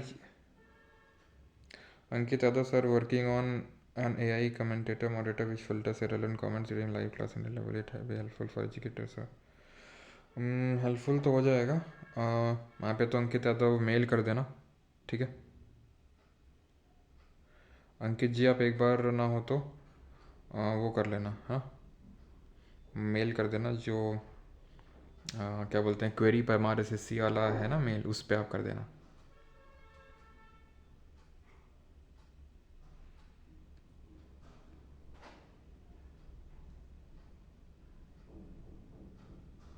चलो, तो कहाँ पे थे हम, एनपीए पे। तो 90 दिन से अगर ज़्यादा का समय हो गया और अगर वो पैसा नहीं आ रहा है तो उसको हम एनपीए बोलते हैं। ठीक है, तो ये होता है आपका सब स्टैंडर्ड, मतलब इसको भी हम तीन क्लास में तीन कैटेगरी में क्लासीफाई करते हैं, सब स्टैंडर्ड, एक डाउटफुल और एक लॉस एसेट। तो सब स्टैंडर्ड एसेट वो है 90 दिन मतलब 3 महीने। ठीक है, तो 3 महीने से लेकर 12 महीने तक अगर पैसा नहीं आया, 1 साल, तो सब स्टैंडर्ड होगा। ठीक है, more than 12 months, more than 12 months तो वो आपका डाउटफुल होगा। लॉस एसेट का मतलब है राइट ऑफ कर दो, बैंक को राइट ऑफ कर देना होता है। इसको राइट ऑफ कर देना मतलब भूल जाओ, अब ये पैसा नहीं आने वाला है, गया, खत्म, टाटा गुड बाय टाइप हो गया इसका। बैड बैंक क्या होती हैं, तो बैड बॉय की तरह बैड बैंक होती हैं। बैड बैंक क्या होती हैं, बैड बैंक वो बैंक होती हैं जो बैंकों का एनपीए, एनपीए मतलब bad loans, NPA are bad loans. Bad loan क्या लोन है, जिन पे पैसा नहीं आ रहा है। आपने देखा होगा काफ़ी सारे लोग जो है पैसा लेके चुकता नहीं करते हैं। तो बैंक को चलाना इतना आसान काम नहीं कि तुमने सोचा अच्छा सर बैंक ऐसे पैसा कमाती हैं क्या, पैसा लिया, पैसा उठा दिया और बीच में प्रॉफिट बढ़िया बैठ के कमा रहे हैं। ना, ना, इतना आसान होता तो हर किसी की कोई बैंक ना होती। पैसा दे के वसूल करना ये बड़ा मुश्किल काम होता है ना। तो ये जो मुश्किलात है उसका सामना करना पड़ता है बैंक को, और उनका एनपीए हो जाता है बहुत ढेर सारा, बैड लोन बोलते हैं। तो इन बैड लोन की रिकवरी के लिए 2000 मतलब ये उनके रिकवरी के लिए बैड बैंक बनाई जाती हैं। ये बैड बैंक क्या करती हैं, बैंकों से बोलती हैं देखो ये तो तुम राइट ऑफ कर ही चुके हो अपना, मतलब कि तुम भूल चुके हो, तो क्या हो अगर हम इसको तुम्हें रिकवर करके दें, क्योंकि इस काम में हम माहिर हैं। ठीक है, हफ्ता वसूली में, और क्योंकि वसूली भाई से अपना डायरेक्ट संपर्क है, तो वसूली करके देंगे और उसमें सर्टन पर जितना भी वसूली हो जाएगा, क्योंकि वो तो तुम्हारे लिए गया है, तुम्हें जितना मिल जाए उतना तुम्हारा बढ़िया फ़ायदा है, तो वो बैंक भी को भी लगता है हाँ बात तो सही है, तो फिर थोड़ा बहुत हमें दे देना और बाकी हम तुम्हें दे देंगे, तो दोनों के लिए विन विन सिचुएशन हो जाती है। तो 2021 के जो बजट था उसमें दो इस तरह के बैड बैंक्स को इस्टेब्लिश करने की बात कही गई थी। एक तो थी NARCL, that is national asset reconstruction company limited, और दूसरी थी IDRCL, that is India debt resolution company limited. ये बैंक वो बैंक होती हैं जो क्या करती हैं, एसेट रिकंस्ट्रक्शन करती हैं, एसेट को रिकंस्ट्रक्ट कर रही हैं, ठीक है, रिकंस्ट्रक्शन। सारफेसी एक्ट वो एक्ट है, मतलब ये पार्लियामेंट में एक एक्ट लाया गया था SARFAESI, which stands for securitisation and reconstruction of financial assets and enforcement of security interest act. तो सारफेसी एक्ट वो एक्ट है जिससे ये पावर, बैंक को पावर दी गई है या फिर किसी भी फाइनेंशियल इंस्ट्रूमेंट को कि वो प्रॉपर्टी सीज कर सकते हैं डिफॉल्टिंग बोरोवर की। क्योंकि हमें पता है कि जब बैंक में लोन लेने जाते हैं तो आपसे कुछ ना कुछ कोलेट्रल रखवाया जाता है, गिरवी रखवाया जाता है ना, गिरवी। तो कई बार वो बेचना उस सारी चीज़ों को बड़ा मुश्किल हो जाता है बैंक के लिए, ठीक है। अब जैसे बैंक है, मान लो किसी ने गांव में लिया है, किसान ने लोन लिया अपनी खेती पे, तो क्या ना खेती को उसको बिकवाना, नीलाम करवाना उतना आसान नहीं होता बैंक को। पहले लेखपाल को लेके जाएंगे, फिर उसकी पूरा वो माप आप होगा, बड़ा मुश्किल होता है, ठीक है, बैंक के लिए। तो ये पावर देता है सारफेसी जो एक्ट है 2002 में जो क्या आया था, इसका फुल फॉर्म थोड़ा ध्यान रखेंगे। बैंक को ये पावर देता है कि वो प्रॉपर्टी सीज कर सकते हैं बैंकफुल डिफॉल्टर की। विलफुल डिफॉल्टर कौन होते हैं? विलफुल डिफॉल्टर होते हैं पैसा दे तो सकते हैं लेकिन दे नहीं रहे हैं, जानबूझ के दे सकते हैं लेकिन दे नहीं रहे हैं, उनको बोलते हैं विलफुल डिफॉल्टर। IBC क्या है? Insolvency and bankruptcy code. तो जो लोग दिवालिया हो जाते हैं ना तो उनको हम इंसॉल्वेंट बोलते हैं, तो उन्हीं के लिए इंसॉल्वेंसी एंड बैंकरप्सी कोड आया था 2016 में। It consolidate the existing laws on bankruptcy. Bankruptcy का मतलब है वही जो लोग पैसा नहीं दे पा रहे हैं, दिवालिया हो गए हैं, तो उसको लेके जितने भी कानून हैं उनको कंसोलिडेट करना है, उनको एक साथ करने का काम किया था इस IBC ने, विच stands for insolvency and bankruptcy code. 21 साल आया था, बस ध्यान रखेंगे 2016 में, बस इतना ही आपसे क्वेश्चन पूछेगा। और आज का हमारा आखिरी टॉपिक है, दैट इज़ बेजल नॉर्म्स। ये बेजल नॉर्म्स क्या चीज़ होते हैं, ठीक है। सर आपके पैसे अटके थे पोस्ट ऑफिस में, वो मिले? हाँ वो मिल गया, ट्विटर में ट्वीट वगैरह करना पड़ा था, अभी तो मिल गया।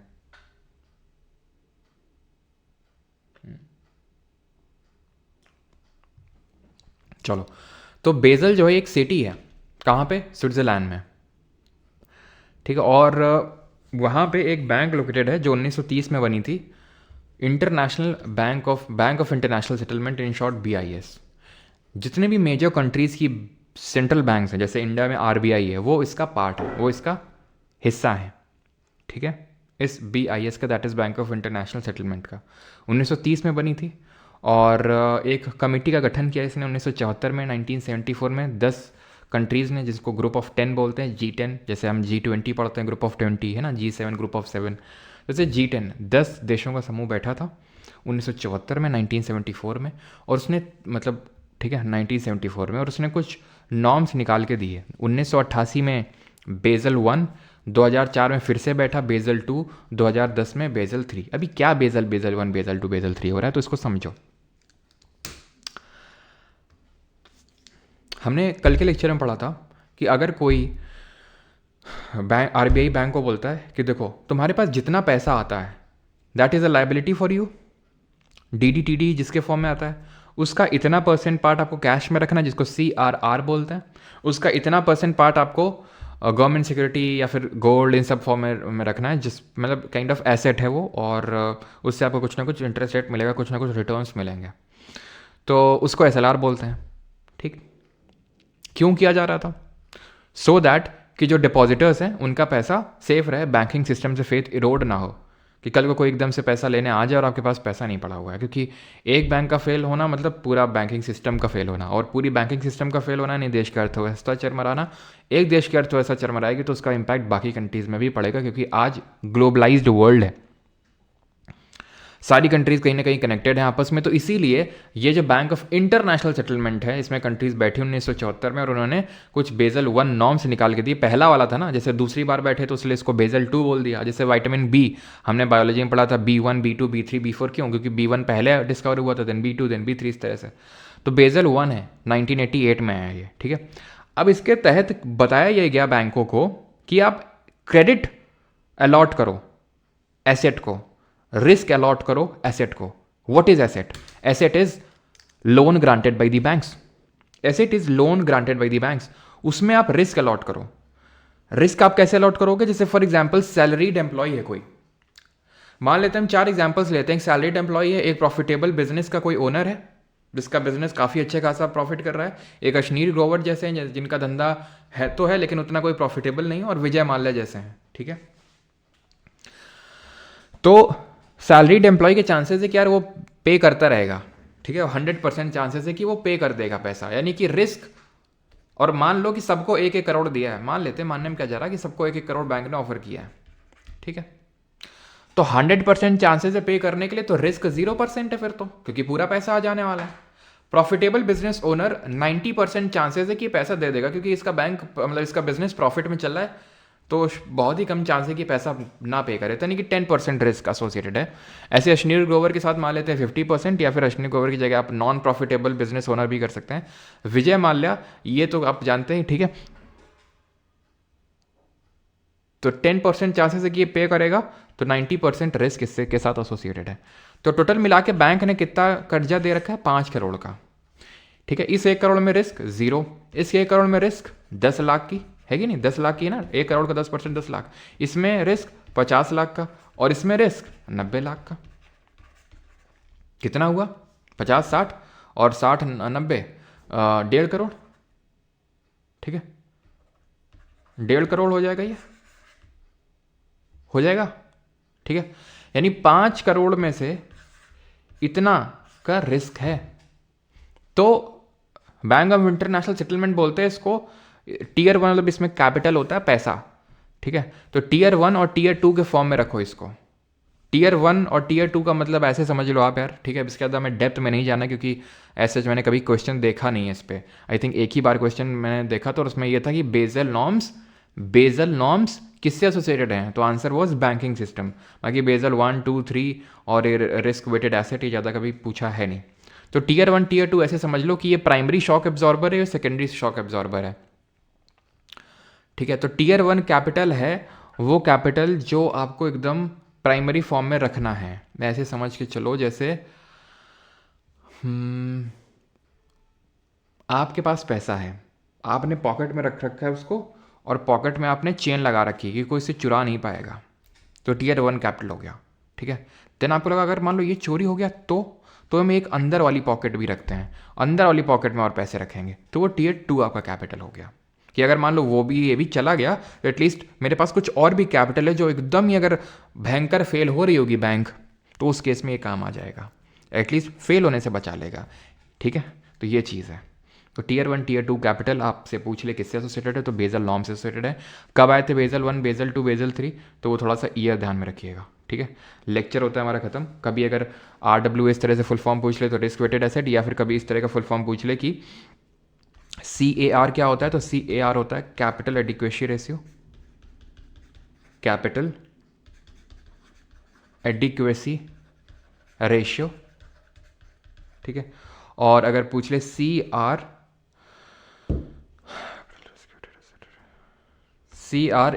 ठीक है, तो इसका हो जाएगा कैपिटल टू रिस्क वेटेड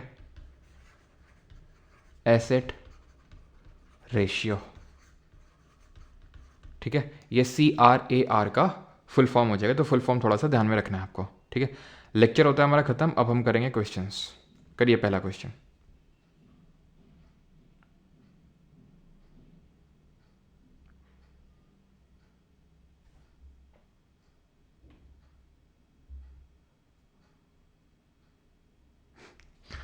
चलो भाई, with reference to Indian economy the term bad bank frequently mention in news. तो बैड बैंक क्या होता है, जल्दी से बताओ. What are bad banks? NBFC के लिए कितना होता है, वो 15% होता है. जैसे यहाँ पे इनके लिए 10% होता है ना, जैसा सॉरी इनके लिए 8% होता है ना, तो वैसे ही NBFC के लिए, NBFC मतलब 8% ऑफ रिस्क वेटेड एसेट का मतलब ये चीज़ है कि जितना आपका रिस्क वेटेड एसेट है 1.5 करोड़, इसका 8% आप रखो अलग से. 8%. ये NBFC वगैरह जो होती है ना, उनके लिए 15% होता है ये चीज़, 15% होता है ये। सब वॉइस ब्रेक हो रही है, मुझे समझ नहीं आता है ये, कुछ लोगों को, इक्का दुक्का लोगों को होता है और कुछ लोगों को, मतलब बहुत लोगों को नहीं होता है, ऐसा क्यों होता है? तो एसेट रिकंस्ट्रक्शन मैनेज नहीं करती है, रिकंस्ट्रक्ट करती है। अगर चला गया, बैड लोन हो गया, तो उसको रिकंस्ट्रक्ट करके देगा वो, ठीक है। द एसेट और assets that a borrower pledges in order to guarantee repayment of a loan is called as. बताओ, ऐसी संपत्ति या परिसंपत्ति को क्या कहते हैं जिन्हें कोई उधारकर्ता किसी कर्ज की चुकौती चुकौती चुकौती होता है ये, चुकौती की गारंटी स्वरूप गिरवी रखे, तो इसको बोलते हैं collateral. Option number B. Which of the following is not a function of money? कौन सा फंक्शन नहीं है मनी का? No voice break, okay. Digital notes कहाँ मिलेगा आपका? उसी के अंदर मिल जाएगा, बैच के अंदर।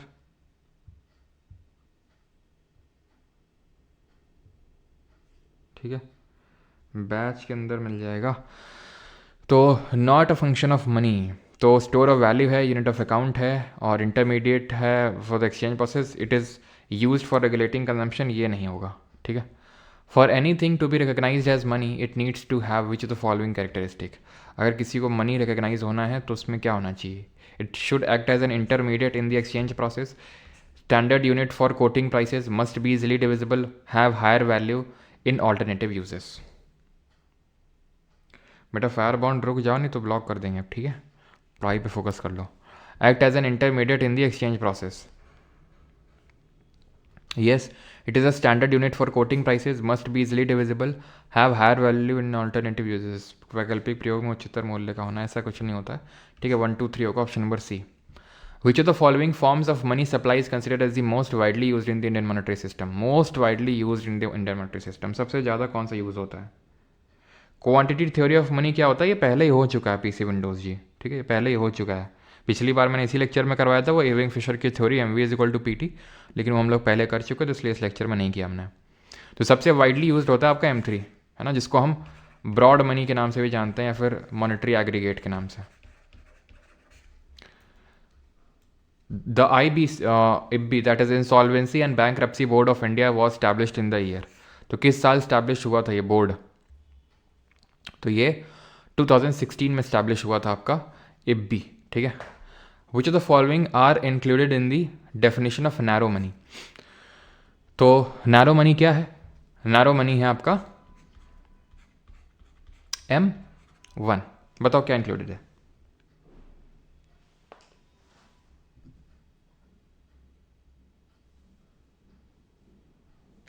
विलगैक्स, हमारे साथ दिक्कत क्या है यार? अब कल हम पढ़ाएंगे तो तुम बोले 2 दिन के लिए क्लास पब्लिक कर देना, कल फैमिली फंक्शन है। मतलब पढ़ाएंगे तो कल, अब तुम्हारा चाहे फैमिली फंक्शन हो चाहे जो कुछ हो, ठीक है।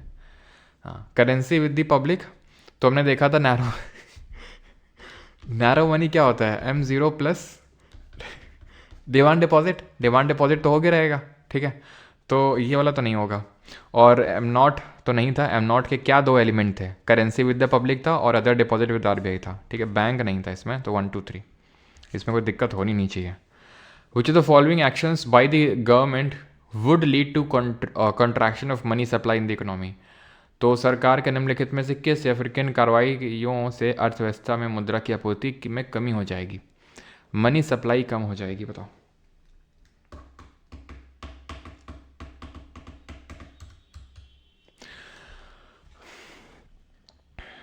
Purchase of treasury bill, contraction की बात हो रही है, गलत है ये। सेल करोगे ट्रेजरी बिल का, सेल करने से गवर्नमेंट सिक्योरिटी का आप क्या करोगे?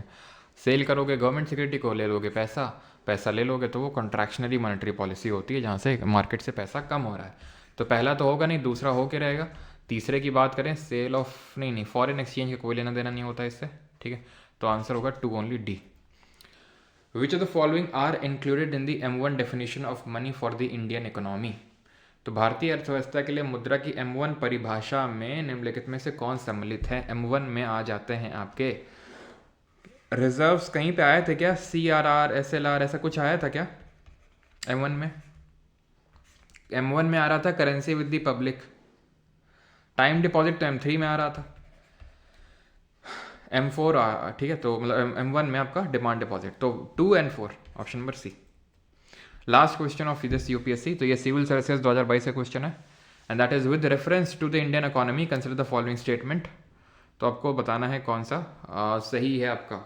If the inflation is too high RBI is likely to buy government security. अगर बहुत ज़्यादा इन्फ्लेशन होगा तो आरबीआई गवर्नमेंट सिक्योरिटी बाई कर लेगी, और बाई करके क्या दे देगी, पैसा दे देगी। तो पैसा तो यार वैसे भी इकोनॉमी में ज़्यादा है, तो ये तो आप क्या कर रहे हैं, गुड़ गोबर कर रहे हैं आप, तो ये फिर तो ये गलत हो जाएगा आपका। ठीक है, ये तो क्योंकि इन्फ्लेशन जैसी सिचुएशन में हमें कॉन्ट्रैक्शनरी मॉनेटरी पॉलिसी लगानी होती है, और ये एक्सपेंशनरी का एग्जाम्पल है, तो पहला वाला गया अपने आप, बी वाला सही हो जाएगा अपने आप। ठीक है, अगला 11th, consider the following, consider the investment in the following assets: brand recognition, inventory, intellectual property, mailing list of client.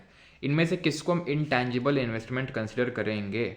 Intangible investment का मतलब होता है जिसको हम टच नहीं कर सकते हैं। तो कौन कौन सी इन्वेस्टमेंट हैं? तो ये सिविल सर्विसेज का क्वेश्चन है 2023 का। तो brand recognition, inventory, intellectual property, mailing list of clients तो छू नहीं सकते हैं। इन्वेंट्री को तो छू सकते हैं ना। इन्वेंट्री में जो हमारा सामान पड़ा होता है, जैसे मैंने बताया था टी शर्ट हैं, बुक्स हैं, तो इन्वेंट्री का सामान है, तो बिल्कुल छू सकते हैं। तो ऑल फोर तो होने से रहा। ब्रांड रिकग्निशन, ब्रांड जो है, ब्रांड अब मेरा मान लो परमासी ब्रांड है, ठीक है, मान लो मान लो क्या है, ठीक है ठीक है, तो अब इसको टच कर सकते हो तुम? हाँ, टच कर सकते हो ब्रांड को? नहीं टच कर सकते हो। IP, intellectual property, intellectual property का मतलब है कोई आइडिया, आइडिया को टच कर सकते हो? नहीं कर सकते हो, इंटैंजिबल है। जो मेल वगैरह होते हैं, ईमेल वगैरह, टच कर सकते हो? नहीं कर सकते हो, तो only 3, option number C. With reference to the Indian economy, collateral borrowing and lending obligations are the instruments of. तो भारतीय अर्थव्यवस्था के संदर्भ में संपार्श्विकृत उधार लेन देन संबंधी दायित्व निम्नलिखित में से किस में आते हैं? Bond market, forex market, money market, या फिर स्टॉक मार्केट? तो it is a part of bond market. ठीक है, option number A. And the last question is this: in India NBFC can access the LAF window of the RBI. तो क्या NBFC आपका LAF window को access कर सकते हैं? The answer is no. कल भी मैंने आपको बताया था, एनबीएफसी ना तो एलएएफ ना तो एमएसएफ किसी को एक्सेस नहीं कर सकते हैं। ये वाला जाएगा आपका, 3 वाला अपने आप सही हो गया। In India foreign institutional investor can hold the government security, सही है। तो answer option number D 2 and 3। आ जाओ भाई अभी एसएससी के क्वेश्चंस में।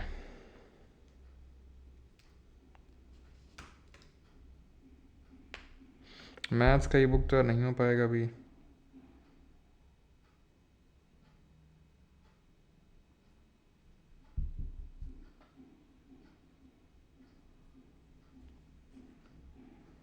किसका है? नहीं भाई, इसका सी होगा, ठीक है।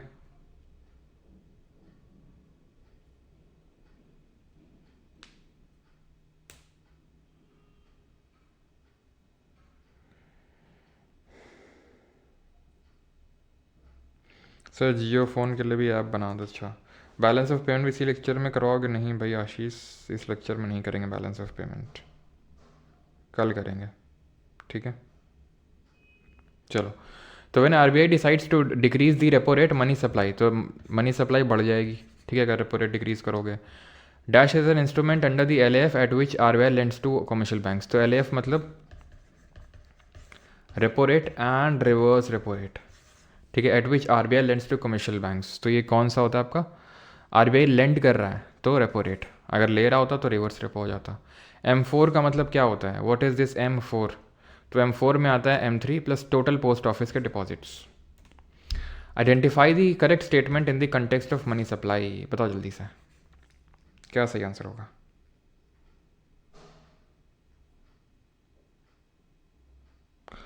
तो money supply refers to the total volume of the money held by the public at a particular point of time.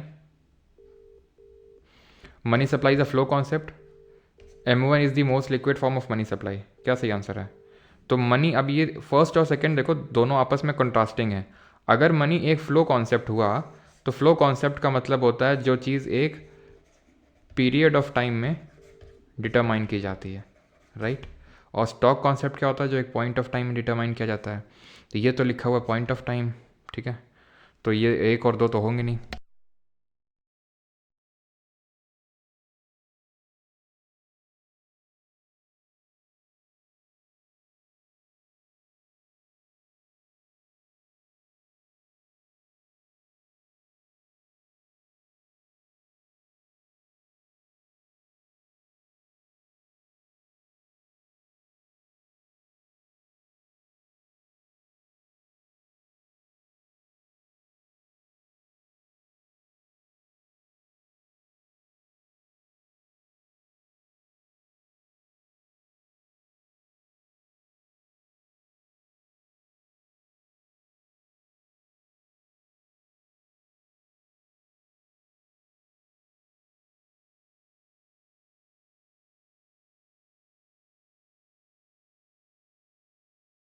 अभी तक तो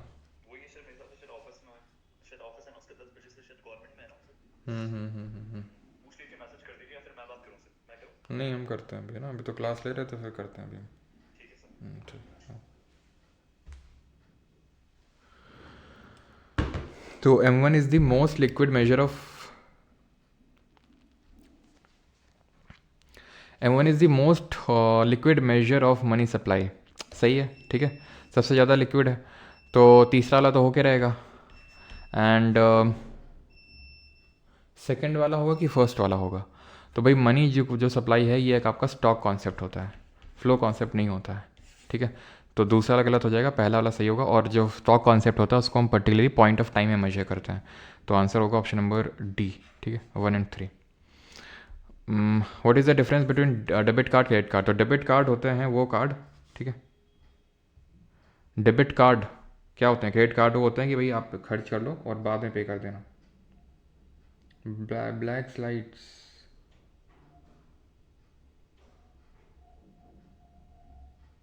तो वॉइस नहीं आ रही? अभी आ रही होगी ना वॉइस तो। चलो, तो debit card are use for online transaction और क्रेडिट कार्ड यूज फॉर, ऐसा कुछ नहीं होता है। Debit card withdraw money directly from bank account और credit card allows borrowing up to a certain limit. ठीक, क्रेडिट कार्ड में होता है मतलब खर्च कर दो, ठीक है, बाद में पे कर देना। Not a characteristic of money, इनमें से क्या करेक्टरिस्टिक नहीं होती है? पोर्टेबिलिटी, पेरिशेबिलिटी, डिविजिबिलिटी या फिर ड्यूरेबिलिटी। तो पोर्टेबल होता है, डिविजिबल होता है, ड्यूरेबल होता है, पेरिशेबल नहीं होता। पेरिशेबल का मतलब होता है जो चीज़ तुरंत खराब हो जाती है, सड़ जाती है उस time.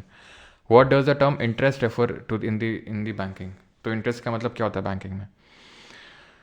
The additional amount earned on a loan or deposit, the amount of money deposited to bank account, the value of currency, option number ए, ठीक है। What is the main function of money in economy? तो main function क्या होता है economy में? Interest rate को regulate करना, wealth create करना, एक्सचेंज को फैसिलिटेट करना या फिर इन्फ्लेशन को कंट्रोल करना। तो एक्सचेंज को फैसिलिटेट करना, ऑप्शन नंबर सी सही आंसर होगा, ठीक है। What is the term collateral in banking mean? तो कोलेट्रल का मतलब होता है गिरवी। गिरवी क्या हो गया? गिरवी हो गया an asset pledged as security for a loan. जब आप लोन लेने जाते हो तो उसके सुरक्षा के रूप में जो गिरवी रखते हो। What is the purpose of a saving account?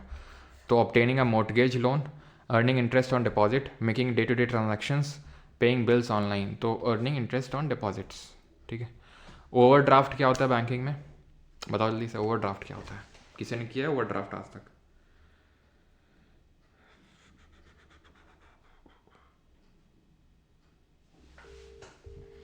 तो ओवरड्राफ्ट होता है process of transferring fund between, नहीं, ठीक है, ये होता है आपका। हेलो,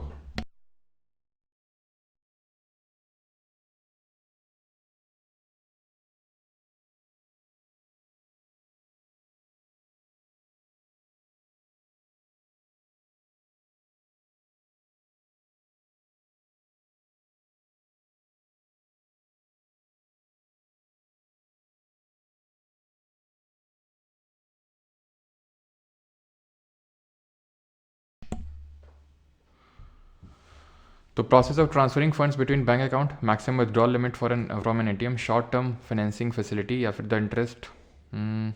ये kind of short term financing facility है, ठीक है, कि आप वही क्रेडिट कार्ड की तरह है कि आप पहले मतलब बैंक से काइंड ऑफ उधार ले सकते हैं थोड़ा सा, ठीक है। चलो, who said the following money is what money does? तो किसने कहा था कि money is what money does? Who said this? बस जल्दी से बताओ, जल्दी से। ये होगा प्रोफेसर वॉकर, ठीक है। फालतू कमेंट ना करो, क्वेश्चन में फोकस करो। What is the main purpose of bank statement? तो ये ध्यान रखना, या तो चलो मैं वहाँ पे नोट भी कर दूंगा। प्रोफेसर वॉकर ने कहा था money is what money does. Second, यहाँ पे जहाँ पे नोट किया था ना मनी के फंक्शंस,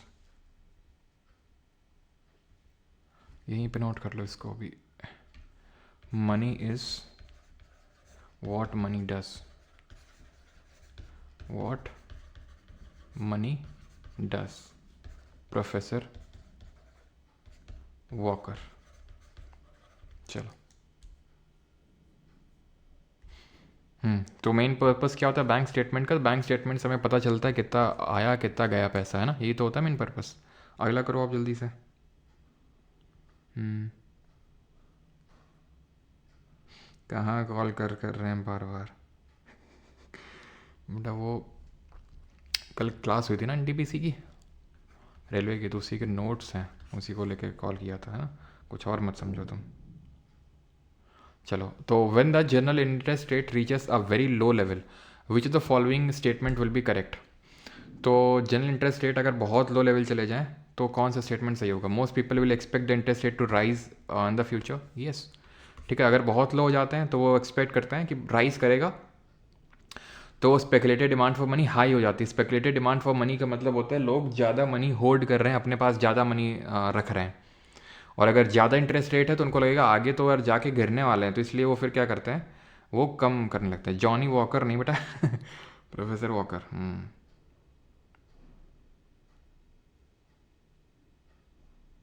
चलो, विच of the following is not an example of Fiat money in India. तो फियाट मनी का उदाहरण कौन सा नहीं है? तो फियाट मनी जो भी हमारे करेंसी होती है वो फियाट मनी होती है। तो चेक होता है वो फिड्यूशरी मनी होता है, इट इज़ फिड्यूशरी मनी। ठीक है, तो फिड्यूशरी मनी होता है, तो ऑप्शन नंबर बी सही आंसर होगा। ठीक है, not a Fiat money. Fiat money legal tender होता है। तो मनी इल्यूजन का कॉन्सेप्ट किसने दिया था? ये धन भ्रम, ये हमने पहले भी हम लेक्चर में पढ़ चुके हैं, इरविंग फिशर ने दिया था। इन्होंने वो जो क्वांटिटी थ्योरी ऑफ मनी है, MV=PT, है ना। Due to which of the following reasons can money be differentiated from other physical assets that can perform the function of store of value. तो निम्नलिखित में से किस कारण से धन को अन्य भौतिक संपत्तियों से अलग किया जा सकता है जो मूल्य के भंडार का कार्य कर सकते हैं? Money has common acceptability, money possesses liquidity, money is neutral, money is easy to store. तो क्या है सही आंसर यहाँ पे?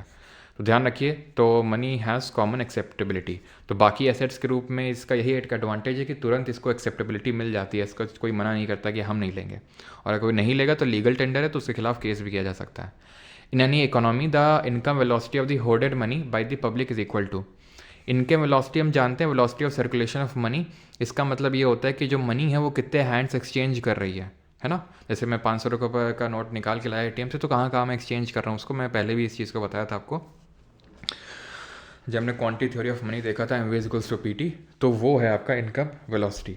तो अगर मैंने पैसा रख रखा है अपने घर में ही और उसको मैं कहीं पे ले नहीं जा रहा हूँ, तो ऑब्वियस सी बात है ज़ीरो है इनकम वेलोसिटी, क्योंकि वो इनकम या फिर वो जो पैसा है वो तो कहीं एक्सचेंज हो ही नहीं रहा ना, तो उस केस में इनकम वेलोसिटी तो ज़ीरो हो गई ना। लिक्विडिटी ट्रैप के कंडीशन में क्या चीज़ सही है बताओ जल्दी से।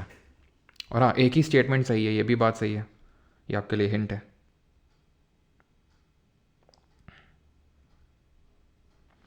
बताओ भी जल्दी से, तो क्या सही आंसर है?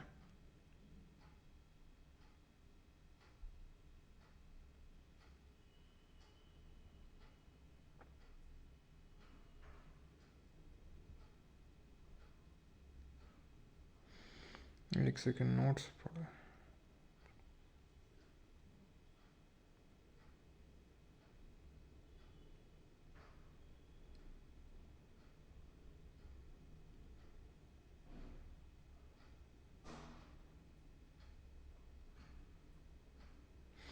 ओके, ठीक, okay okay okay okay okay okay. तो भाई जो लोग RRB NTPC का नोट्स के रिगार्डिंग अभी बोल रहे थे, तो एक्चुअली मैंने अभी जब कंफर्म किया है तो वो आपको ना ऐप के अंदर ही फ्री मिल जाएगा, वो जो पहला वाला है देखने के लिए, काइंड ऑफ डेमो के लिए। ठीक है, मुझे लगा टेलीग्राम पे अपलोड होगा, तो टेलीग्राम पे नहीं है। तो इसका आंसर क्या होगा? इसका आंसर होगा कि speculated demand for money is infinitely elastic और liquidity preference become perfectly elastic. ठीक है, तो the option number third will be the correct answer, option number B. It is possible to derive the value of GDP of a country which function of money is applicable है। तो money का कौन सा function use होता है जब हम GDP को डिराइव करना चाहते हैं? Sir, I completed my master's in economy micro, but trust me, sir, your teaching style is much more better than my professor. Okay, okay, okay. Thank you.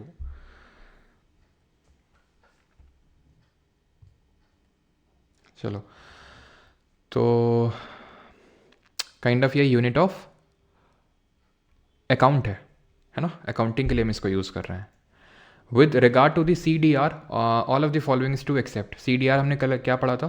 Currency deposit ratio, दो चीज़ों का ratio होता है, तो जो currency अभी circulation में है, जो पब्लिक के पास है, और एक नहीं जो लोगों ने के हाथ में, और एक जो बैंक में डिपॉजिट कर रखा है लोगों ने। It depend on seasonal pattern of expenditure, yes it is true. So it is not an it is not an exception, because seasonal pattern पे डिपेंड करता है। अभी फेस्टिव सीजन आने तो फेस्टिव सीजन में CDR क्या होता है, बढ़ जाता है, क्योंकि करेंसी जो लोगों के हाथ में वो बढ़ जाती है, इसलिए ये बिहेवियरल पैरामीटर होता है। ठीक है, during festive season CDR typically declines, no it increases. ठीक है, and it reflects people's preference for the liquidity. Yes, कि करेंसी लोग कितना कैश में रख रहे हैं, वो लोगों की लिक्विडिटी प्रेफरेंस को दिखा रहा है। तो टी बिल्स जो होते हैं, ट्रेजरी बिल, उनकी मेच्योरिटी का यहाँ पर पूछा है कि उनकी मेच्योरिटी कितने टाइम पीरियड की होती है। तो हमने देखा था 4 तरह के होते हैं, तो 91 days, 182 days and 364 days, option number सी।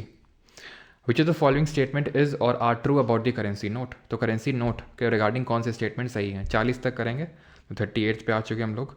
तो करेंसी नोट में इनकी इंट्रेंसिक वैल्यू होती है नो, तो गोल्ड सिल्वर इनकी तरह इनकी कोई इंट्रेंसिक वैल्यू नहीं होती है। They can be called as fiat money, yes. They are not legal tenders, they are legal tenders. ठीक है, तो option number A only 2। Which of the following in which of the following economic accounts are transfer payments included. तो transfer payment आपके किस में include होता है? तो ट्रांसफ़र पेमेंट का मतलब होता है कि भाई पेंशन देना, सब्सिडी देना, है ना, फ्री फंड की जो सर्विसेज 1000 रुपये 2000 जो चलता था वो सब। परमार अकेडमी एप्लीकेशन पे मिल जाएगा NTPC PYQ सीरीज़ का नोट्स का कोर्स राजा, है ना, तो वहीं पे। तो गवर्नमेंट अकाउंट और सोल्ट क्या पूछा है, जो the following economic accounts are transferred, तो ये हो जाएगा आपका गवर्नमेंट अकाउंट। ठीक है, government account. Which of the following measures of money supply refers to the aggregate monetary resource. तो एग्रीगेट मॉनेटरी रिसोर्स किसको बोलते हैं? तो ये हम M3 को बोलते हैं, ऑप्शन नंबर डी यहाँ पे सही आंसर होगा। ठीक है, the net worth of any bank is equal to. तो बैंक की नेटवर्थ किसके बराबर होती है? तो बैंक की नेटवर्थ होती है एसेट माइनस लाइबिलिटीज़, और बैंक की एसेट होती हैं क्या? लोन और रिजर्व्स, मैंने आपको बताया था। ठीक है, तो ऑप्शन नंबर बी। चलो 4 और क्वेश्चन करते हैं। An asset that has remained in the substandard category for a period of 12 months is classified as. तो 12 महीने या फिर उससे ज़्यादा अगर आपका लोन NPA हो गया है तो वो आपका डाउटफुल हो जाएगा। ठीक है, सब स्टैंडर्ड है। ठीक है, 12 डाउटफुल एसेट है ये। विच of the following is a transfer payment. कौन सा इसमें ट्रांसफर पेमेंट है? आपका ट्रांसफर कर रहा है गवर्नमेंट। अनएम्प्लॉयमेंट अलाउंस यानी बेरोजगारी भत्ता। ट्रांसफर पेमेंट वो पेमेंट होता है जो आप कुछ सर्विस नहीं प्रोवाइड करते, कोई गुड प्रोड्यूस नहीं करते हो, फिर भी आपको पैसा मिल रहा है, that is called as transfer payment. ठीक है,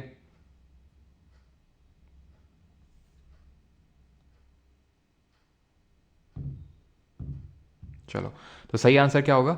सही आंसर होगा unemployment allowances, scholarship, retirement pension सब आपकी होती है ट्रांसफर पेमेंट, क्योंकि इसके लिए कोई कुछ करता नहीं है, फ्री फंड में मिलता है। ठीक है, क्या है which is true about the currency notes, they do not have intrinsic value. अच्छा, सही तो है पहला वाला, ओके ओके, पहला वाला सही तो है, दे डू नॉट है, they can be called as fiat money, they are not legal tenders, होते हैं लीगल टेंडर, तो only 1 and 2, yes, option number C होगा। ठीक है, फिशर की जो क्वांटिटी थ्योरी थी तो वो किस नाम से लिखते हैं हम लोग? तो इसको लिखते हैं MV is equal to PT। ये मनी सप्लाई है, ये वेलोसिटी ऑफ सर्कुलेशन है, ये प्राइस लेवल है, और ये ट्रांजेक्शन है। आखिरी क्वेश्चन है, सेंट्रल बैंक में dash to discourage credit in the economy. तो अगर सेंट्रल बैंक को डिस्करेज करना है क्रेडिट को, डिस्करेज करना है क्रेडिट को मतलब ये है कि कॉन्ट्रैक्शनरी मॉनेटरी पॉलिसी उसको अडॉप्ट करना है, तो क्या करना होगा? उसको रेट बढ़ाने होंगे, ठीक है, घटाने नहीं होंगे। ठीक है, और सिक्योरिटी को सेल करना होगा उसको।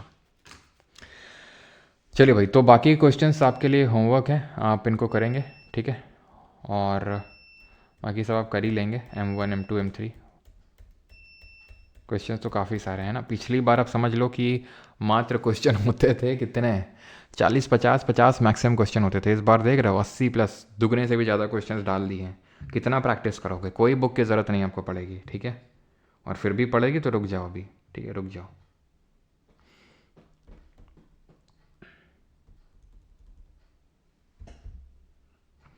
सम्यक जैन जीएस पढ़ने से डर लगता है, लेकिन मुझे CGL की तैयारी करनी और क्लियर भी करना है, तो फिर पढ़ना तो पड़ेगा। बिना पढ़े अब तो काम नहीं चलेगा, पहले तो चल जाता था लेकिन अब बिल्कुल नहीं चलेगा। ठीक है,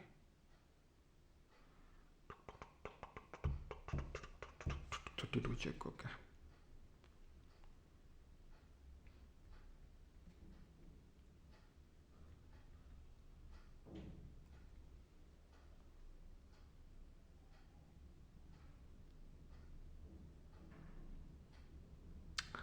due to which the following reasons can money be differentiate from the other physical asset that okay. तो बाकी फिजिकल एसेट से हम कैसे डिफरेंशिएट कर सकते हैं? फिजिकल एसेट जैसे फॉर एग्जांपल गोल्ड, तो गोल्ड की भी कॉमन एक्सेप्टेबिलिटी है, यस। तो देखो ये सारी चीज़ें सही है मनी के रिगार्डिंग, की कॉमन एक्सेप्टेबिलिटी होती है, लिक्विडिटी होती है, न्यूट्रल, इजी टू स्टोर, सब कुछ है। लेकिन पूछ रहा है कि बाकी फिजिकल एसेट कंपैरिजन में, तो लिक्विडिटी होगा, ठीक है। मनी पोजेसेस लिक्विडिटी, इसका ऑप्शन नंबर बी आंसर होगा, ठीक है। तो ये मनी में लिक्विडिटी होती है ज़्यादा। सारी चीज़ें होती है, कॉमन एक्सेप्टेबिलिटी भी होती है, लेकिन गोल्ड एक फिजिकल एसेट है, उसकी भी एक्सेप्टेबिलिटी है, लेकिन लिक्विडिटी के मामले में, ठीक है। मनी मल्टीप्लायर और लोकेश देख चुके हैं कल, ठीक है। मनी मल्टीप्लायर होता है inversely proportional to CRR, cash reserve ratio. पहले इसको एक्सप्लेन कर चुका हूँ मैं, ठीक है। इकोनॉमिक्स के बाद क्या स्टार्ट करेंगे? इकोनॉमिक्स के बाद स्टैटिक जीके स्टार्ट करेंगे।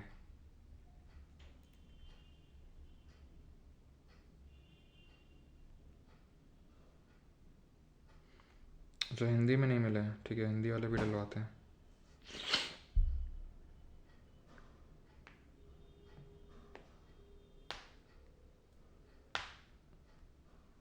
अच्छा, बैंक एग्ज़ाम आ रहा है हर्षिता, ओके।